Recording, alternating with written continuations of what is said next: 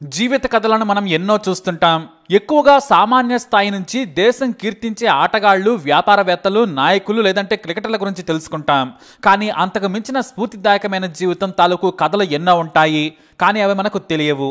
ఇలాంటి ఓ అద్భుతమైన జీవిత కథ సోషల్ మీడియాలో వైరల్గా మారింది. లక్నోలోని ఓ ప్రభుత్వ బడిలో చదువుకుంటున్నాడు రామన్. ప్రతిరోజు నాన్న తనను ఇంటి నుంచి నడిపించుకుని బడిలో దిగబెట్టేవాడు. జోరు వాన వస్తున్నా సరే గొడుగు రామన్కు పెట్టి తాను తడిచినా కూడా పట్టించుకునేవాడు కాదు తండ్రి. పైగా మరో చేతిలో అతను చెప్పులు కుట్టే సామాగ్రి బరువుగా ఉంటుంది. అయినా కూడా పట్టించుకోడు. ఒక చేతిలో కొడుకు పుస్తకాల సంచి, మరో చేతిలో తన చెప్పులు కుట్టే సామాగ్రి. కొడుకు చదువుకునే స్కూల్ దగ్గరలో చౌరస్తా దగ్గర ఓ మూలన చెప్పులు కుట్టేవాడు. షూస్ కి పాలిష్ చేస్తూ ఉండేవాడు రామన్ తండ్రి. తన భార్య, ఇద్దరు ఆడపిల్లలు, కొడుకును పోషించుకునేవాడు. చేతుల కష్టం మీదనే కుటుంబాన్ని పోషిస్తూ ఉండేవాడు. హాయిగానే సాగుతుంది జీవితం. కానీ హఠాత్తుగా ఓ రోజున చెప్పులు కుడుతూనే గుండెపోటుతో చనిపోయాడు రామన్ తండ్రి. అంతే, కుటుంబం మొత్తం రోడ్డున పడింది. సొంతూరుకు తీసుకెళ్లి అంత్యక్రియలు జరిపించింది రామన్ తల్లి. ఆ తర్వాత మళ్లీ లక్నో నగరానికి బతుకు తెరువు కోసం వచ్చింది. తల్లి చిన్న చిన్న కూలి పనులు చేస్తూ ముగ్గురు పిల్లలకు కడుపు నిండా భోజనం పెట్టింది. కానీ కొడుకును చదువుకు పంపించలేని స్థితి. నువ్వు కూడా నాన్న మాదిరిగా చెప్పులు కుట్టి పోషించమని చెప్పింది తల్లి. అమ్మ కష్టం చూసిన రామన్ సరేనన్నాడు.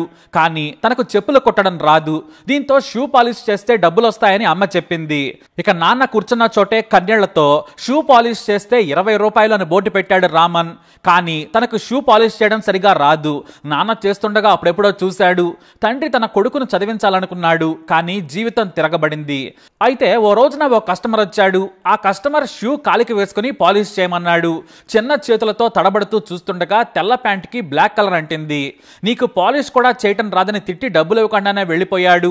కాసేపటికే మరో కస్టమర్ వచ్చాడు. షూ విప్పేస్తేనే చేస్తానన్నాడు రామన్, అది కూడా భయంతో. సరేనని కస్టమర్ ఓపికగా షూస్ ని విప్పి ఇచ్చాడు. కానీ పాలిష్ చేస్తుంటే ఆ కస్టమర్ కి నచ్చలేదు. వద్దులే, నీకు చేయరాదని 10 రూపాయలు చేతిలో పెట్టి వెళ్ళిపోయాడు. ఏడుస్తూ కూర్చున్నాడు రామన్. ఇక ఇది తన వల్ల కాదనుకున్నాడు.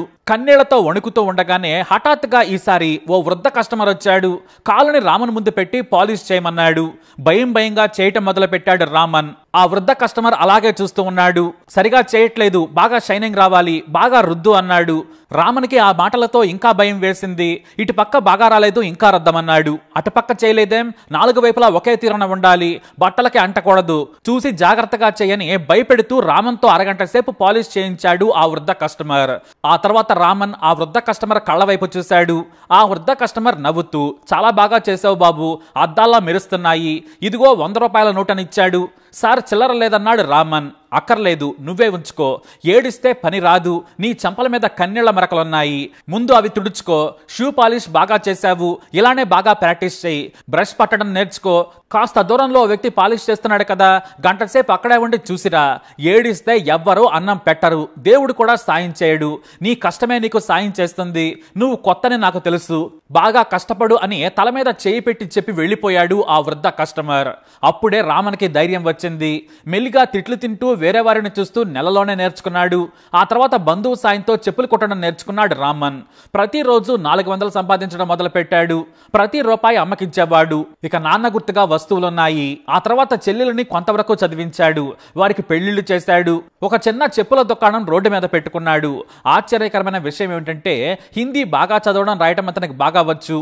అందుకే సోషల్ మీడియాలో నాన్న పేరుతో అకౌంట్ ఓపెన్ చేసి తన కథ మొత్తం రాసుకొచ్చాడు రామన్. అయితే ఇక్కడ ఫోటోలు పెట్టలేదు, కానీ ఓ కొటేషన్ మాత్రం పెట్టాడు. ఏడుస్తూ కూర్చుంటే ఎవ్వరూ సాయం చేయరు, నీ పని నువ్వే చేసుకోవాలి, కష్టపడాలి, ముందు నీ కన్నీళ్ళు వస్తాయి, కానీ కష్టపడితేనే సంతోషపు కన్నీళ్ల రుచి చూడొచ్చు, కష్టమే మనల్ని కాపాడుతుంది, నేను రోజుకు 12 గంటలు కష్టపడతాను, ఆ వృద్ధుడు చెప్పిన మాటలే నాకు స్ఫూర్తి, ఆయన ఇచ్చిన 100 నా జీవితం మార్చింది, నేను జీవితంలో సక్సెస్ అయ్యాను, అమ్మ భారం దించేశాను, నాన్న కంటే గొప్పగానే తన చెల్లెళ్ల పెళ్లి చేశాను, కానీ నాన్న తనను చదివించాలనుకున్నాడు, అదే తీర్చలేకపోయాను, కానీ ఇప్పుడు డబ్బు సంపాదిస్తున్నాను, అందుకే కొత్త ప్రయత్నాలు మొదలు పెట్టానన్నాడు రామన్. ఎంతకంటే విజయం మరేముంటుంది? కేవలం 26 ఏళ్లకే జీవితంలో విజయం సాధించాడు రామన్. ఇక్కడ కోట్లు లేకపోవచ్చు, కానీ బాధ్యతలు తీర్చాడు, ఇంకా తీరుస్తున్నాడు. తాను ఇంకా జీవితంలో ఎదగాలనుకుంటున్నాడు. ఈ కథ వింటే స్వయం కృషిలో చిరంజీవి గుర్తొస్తున్నాడు కదా. ఇలాంటి వారు మన చుట్టూ ఎంతో మంది ఉన్నారు. అలాంటి కథే రామన్ కథ. మరి రామన్ కథపై మీ అభిప్రాయాన్ని కమెంట్ ద్వారా తెలియజేయండి. తప్పకుండా ఈ వీడియోని లైక్ చేయండి, షేర్ చేయండి, మా ఛానల్ని సబ్స్క్రైబ్ చేసుకోండి.